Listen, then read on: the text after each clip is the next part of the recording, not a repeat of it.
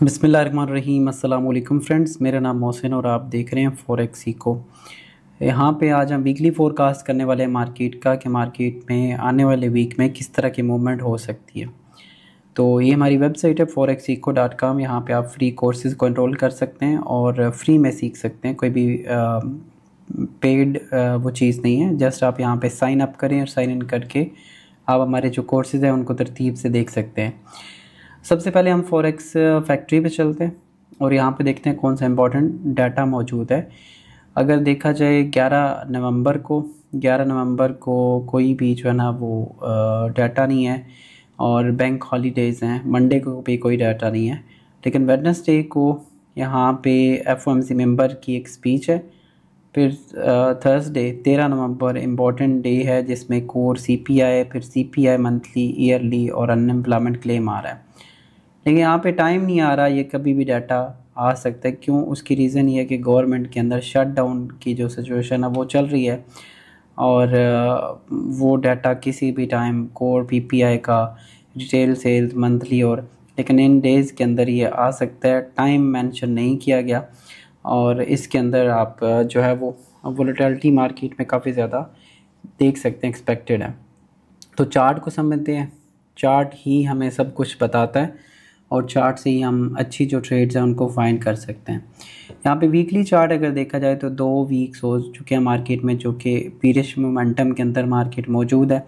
और ये जो वीक क्लोज हुआ है इसमें अगर आप देखो तो एक डोजी टाइप कैंडल जो है ना वो बनी है। यहाँ पे लास्ट वीक में एक गैप भी किया गया था, गैप अप ओपन हुआ था और उसके बाद मार्केट में काफ़ी बीरिश मोमेंटम रहा है। लेकिन जो लास्ट अभी वीक गुजरा है उसमें एक डोजी कैंडल जो है ना वो बनी है। मतलब जो एक सेलिंग का प्रेशर था उसमें कह सकते हैं कि थोड़ी बहुत कमी आई है। और ये एक प्राइस भी ऐसी है जहाँ पे काफ़ी ज़्यादा जो है वो इसके रिवर्सल के चांसेस बन जाते हैं 4000 के ऊपर। लेकिन अगर सबसे बेस्ट प्राइसेस देखी जाएँ रिवर्सल की, और वो हम पहले भी देखते आ रहे हैं, वो है 3450 और 3500। यानी कि ये एक ऐसा जोन है कि अगर मार्केट हमें इस जगह के ऊपर किसी तरह से मिलती है तो ये एक best buying opportunity, long term के लिए अपॉर्चुनिटी हो सकती है वीकली अगर कैंडल्स को देखा जाए। इसके अलावा अगर आप इसको देखोगे फेब लेवल्स अगर ड्रा करें, यहाँ से मार्केट ने एक ऊपर जाना स्टार्ट किया था, या ये भी लो एक ले सकते हैं। और इस जगह के ऊपर अगर हम फेब लेवल्स को ड्रा करें तो इस टाइम ये 38 के ऊपर मौजूद है और 50 का जोन है 3813 और 3679। 60 का गोल्डन जोन हमारा ये वाला गोल्डन जोन है। तो वीकली के हिसाब से तो ये वाला जो लेवल है ये काफ़ी इंपॉर्टेंट है, इसको भी मार्क कर लेते हैं, जो हमारा गोल्डन जोन का एरिया बनता है। अब हम डेली में चलते हैं और डेली में अगर आप इसको देखोगे तो डेली में हमारे पास एक शॉर्ट टर्म जो है ना वो एक रेंज बनी हुई है, जो कि नीचे की प्राइसेस देखें तो 3928 है और ऊपर की अगर प्राइसेस हम यहाँ पे देखें इसकी क्लोजिंग को तो ये 4024 है। तो मार्केट इस टाइम फ़िलहाल एक रेंज के अंदर मौजूद है, जो कि हमारे पास ये रेजिस्टेंस एरिया है, ये सपोर्ट है जिस पे बार बार मार्केट सपोर्ट ले रही है और 4024-25 के दरमियान रेजिस्टेंस ले रही है। अगर तो मार्केट इससे ऊपर ब्रेक करती है तो फिर यहाँ से बुलिश जो सिनेरियो वो स्टार्ट हो सकता है और अगले जो लेवल्स हैं वो टेस्ट हो सकते हैं। और अगर इसके नीचे ब्रेक होती है तो फिर ये वही 3800 और फिर 3600 की तरफ भी जा सकती है मार्केट, वो भी बाद की बात है।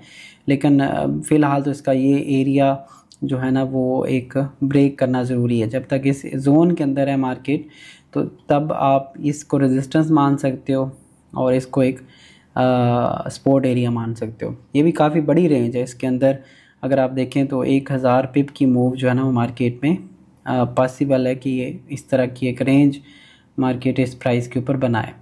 अच्छा जी, उसके बाद जो कि ये रेंज सीपीआई जैसे है या फिर कोई बड़ा डाटा आता है तो उसके ऊपर टूट भी सकती है। H4 में देखे जाए तो ये एक काफ़ी स्ट्रॉन्ग रेजिस्टेंस है और इस टाइम भी मार्केट रेजिस्टेंस के ऊपर मौजूद है। रेजिस्टेंस हमारी 4025 है और मार्केट है जी 4001 के ऊपर।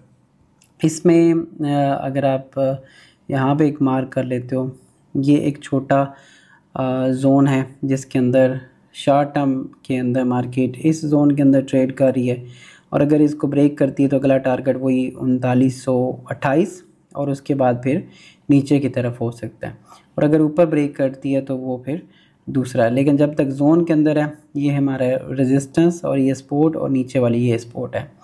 अच्छा, अब हम थोड़ा सा करते हैं कि हमने करना क्या है नेक्स्ट पूरे वीक में। देखिए नेक्स्ट वीक में करना क्या है, इसको भी मार्क कर लेते हैं। नेक्स्ट वीक में करना ये है कि हमारे पास फ़िलहाल जो मार्केट है वो एक जोन अपना रेंज जोन के अंदर है, लेकिन अगर ओवरऑल देखा जाए तो ये इसने डबल टॉप बनाया था, ये इसकी नेक लाइन थी, नेक लाइन ब्रेक करके रीटेस्ट करके दोबारा से इसने डबल टॉप बनाया और उसके बाद ये एक रेंज में है। तो फ़िलहाल तो सेलिंग अपॉर्चुनिटी ही देखनी चाहिए जब तक मार्केट जो है वो इस एरिया को ब्रेक करके क्लोजिंग ना दे। तो अगला एरिया ये है, जब मार्केट 4145 के ऊपर ब्रेक हो जाएगी, यानी कि 4150 या 4145 के ऊपर, तो देन ये अपने डबल टॉप को हिट कर सकती है और दोबारा से नया हाई भी लगा सकती है। लेकिन अगर ये नहीं होता तो फिर यहाँ से भी सेल है और यहाँ से भी सेल है, और अगर ये ब्रेक करता है तो भी सेल है। 3975 ब्रेक करे तो भी सेल है, और इस जोन से भी अगर हम सेलिंग अपॉर्चुनिटी देखें तो इस रेजिस्टेंस को देखते हुए हम यहाँ पे सेलिंग में बैठ सकते हैं। और अगर ऊपर ब्रेक होते हैं तो यहाँ से एक बुलिश बन सकता है इस जोन के लिए, और दोबारा से यहाँ से फिर ये सेलिंग की तरफ आ सकती है कुछ इस तरह से।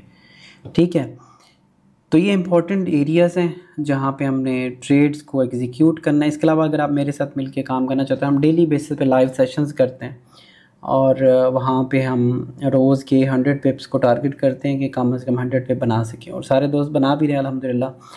आप हमारे व्हाट्सएप को ज्वाइन कर सकते हैं और नीचे डिस्क्रिप्शन में लिंक है, अकाउंट बनाएं, और अकाउंट बनाने के बाद आप गूगल फॉर्म अगर फिल करते हो तो आप 100 पिप क्लब में आ सकते हैं। अपना बहुत सारा ख्याल रखिएगा, मिलते हैं नेक्स्ट वीडियो में। अल्लाह हाफिज़।